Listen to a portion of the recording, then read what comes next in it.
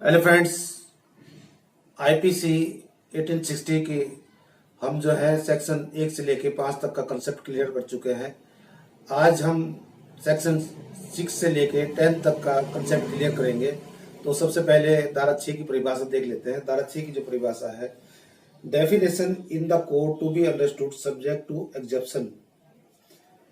Throughout this code, every definition of an offense, every penal provision, and every illustration of every such definition or penal provision shall be understood subject to the exceptions contained in the chapter entitled General Exception, though those exceptions are not repeated in such definition, penal provision or illustrations। देखिए, इस धारा को ध्यान से पढ़ने के बाद चार बात आती है। पहली है आईपीसी में जहां कहीं भी परिभाषाएं दी गई है और जहां कहीं भी उन परिभाषाओं के पिनल प्रोविजन है, दंड उपबंध है और उन धाराओं के दृष्टांत है और उन दृष्टांत के अंदर परिभाषा है या दंड का प्रावधान है, तो वहां हर जगह ये माना जाएगा कि ये धाराएं और ये पिनल प्रोविजन और ये स्टेशन जो भारतीय दंड संहिता का अध्याय 4 धारा 76 से लेके 106 तक साधारण अपवाद है, उनके अंतर्गत आता है। अर्थात कि साधारण अपवाद हर परिभाषा के साथ नहीं दोहराया गया और ना हर पिनल प्रोविजन के साथ इनको दोहराया गया है और ना ही किसी इलिस्ट्रेशन के साथ साधारण अपवाद को दोहराया गया है। ये बात जो आईपीसी पढ़ रहे हैं और आपराधिक मामलों के निस्तारण में व्यस्त हैं, उनको ये बात स्वयं ही समझनी होगी कि ये सब धाराएं पिनल प्रोविजन और स्टेशन साधारण अपवाद के अंतर्गत आते हैं। उदाहरण के तौर पर यदि हम धारा 300 में मर्डर की परिभाषा लेते हैं और पूरी परिभाषा पढ़ने के बाद ये साधारण अपवाद का चैप्टर उसके अंदर नहीं जोड़ा गया है, तो ये बात स्वयं ही हमें सोचनी होगी कि साधारण अपवाद यहाँ भी लागू होते हैं। ऐसे ही अगर थेफ्ट है या किडनैपिंग है, थेफ्ट की जहां परिभाषा दी गई है उन परिभाषाओं के बाद ये नहीं बताया गया है कि ये साधारण अपवाद भी इस पर लागू होंगे। किडनैपिंग की जहां परिभाषा दी गई है वहां भी ये बात नहीं बताई गई है कि साधारण अपवाद भी इस पर लागू होंगे। जहां कहीं भी दंड का प्रावधान किया गया है उस पर भी ये नहीं बताया गया कि साधारण अपवाद लागू होंगे। तो ये बात हमें स्वयं समझनी होगी कि सारी धाराएं, सारे पिनल प्रोविजन और सब स्टेशन ये साधारण अपवाद के अंतर्गत आते हैं।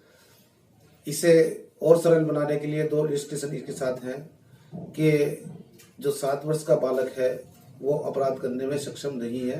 ये आईपीसी की धारा 82 बताती है कि कोई बात अपराध नहीं है जो 7 वर्ष से कम आयु के बालक द्वारा की जाती है। तो अगर कहीं ये मामला आता है कि 7 वर्ष का बालक इन्वॉल्व है, तो ये बात खुद ही हमें समझनी होगी कि 7 वर्ष का बालक अपराध करने में सक्षम नहीं है और ये साधारण अपवाद के अंतर्गत आता है। इसी प्रकार कोई पुलिस ऑफिसर है और वो किसी को पकड़ने के लिए वारंट द्वारा या आदेश द्वारा बाध्य है और वो पकड़ना चाहता है ए को और गलती से पकड़ लेता है बी को, तो जरूरी नहीं है कि उसको रॉन्गफुल कन्फाइनमेंट के लिए दंडित किया जाए। यहाँ साधारण अपवाद उस पर लागू होंगे और ये हो सकता है कि उसने बी को भूलवश पकड़ लिया हो। अब धारा 7 की डेफिनेशन देखते हैं। Sense of expression once explained, यानी कि अगर किसी पद का भाव एक बार स्पष्ट कर दिया गया है तो संहिता में, पूरी संहिता में उस पद का वही भाव लिया जाएगा, अन्यथा नहीं लिया जाएगा। देखिए, पद जो होता है वो कोई शब्द है और जो शब्द वाक्य में यूज हो जाता है उसको पद बोला जाता है। जैसे कि धारा 2 में व्यक्ति शब्द की परिभाषा दी गई है और व्यक्ति शब्द जो है पद बन गया है, तो संहिता में भी कहीं भी इस तरह का अलग अलग प्रावधान नहीं किया गया है कि जो कोई अपराध करेगा या जो कोई औरत अपराध करेगी या जो कोई बालक अपराध करेगा, ये वर्ड यूज नहीं किया गया है, जो कोई करके यूज किया गया है। इस धारा का उद्देश्य ये है कि जो पद एक बार स्पष्ट कर दिया गया है वो आईपीसी के अंदर पूरी संहिता में उस पद का वही भाव लिया जाए जो संहिता के अंतर्गत बता दिया गया है। धारा 8 देखते हैं। Gender the pronouns he, its derivatives are use of any person whether male और फीमेल। जहाँ जेंडर शब्द का यूज किया गया है, आईपीसी में वह शब्द करके इस्तेमाल किया गया है कि वह इतने वर्ष का दंडित होगा। तो जेंडर के अंदर मेल और फीमेल दोनों आती है। इसका अर्थ ये हुआ कि अपराध मेल भी कर सकता है और फीमेल भी कर सकता है। ही शब्द के अंतर्गत दोनों आते हैं, मेल है और फीमेल है। फॉर एग्जाम्पल, जैसे धारा 354 में अगर हम स्त्री की लज्जा भंग का मामला लें तो सामान्यतः दिमाग वहीं जाता है कि स्त्री की लज्जा भंग एक पुरुष द्वारा ही की जा सकती है।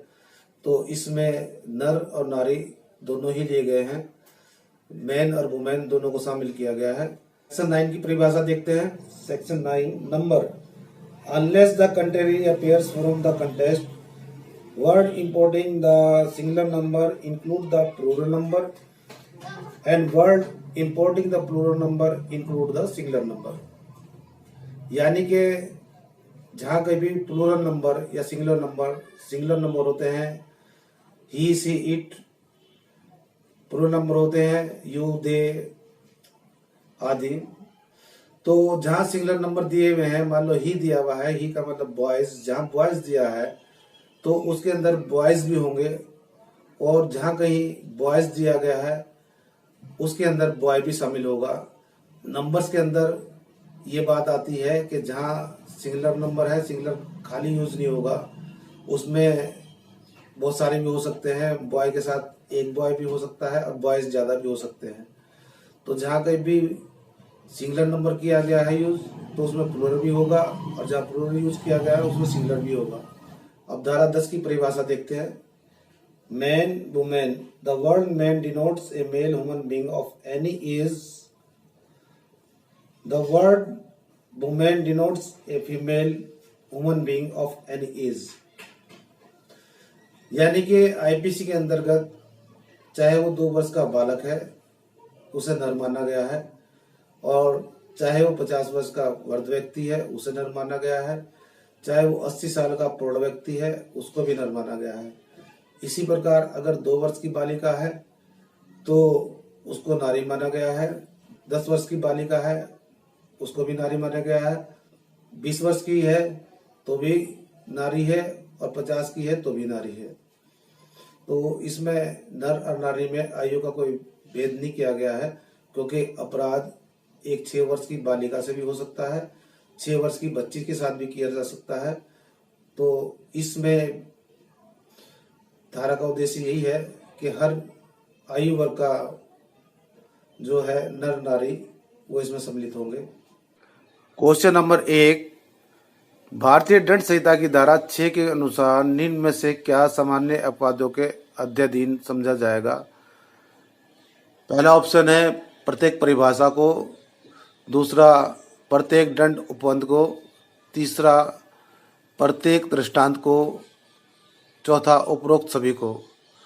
देखिए, धारा 6 के अनुसार इन सब को अपवादों के अध्ययन समझा जाएगा। क्वेश्चन नंबर 2 है, आईपीसी 1860 की कौन सी धारा में वचन शब्द की परिभाषा दी गई है? देखिए, सेक्शन 6 जो है साधारण अपवाद वाला है, और सेक्शन 7 में पद जो एक बार स्पष्ट कर दिए गए हैं उनको पूरी संहिता में कहीं रिपीट नहीं किया जाएगा।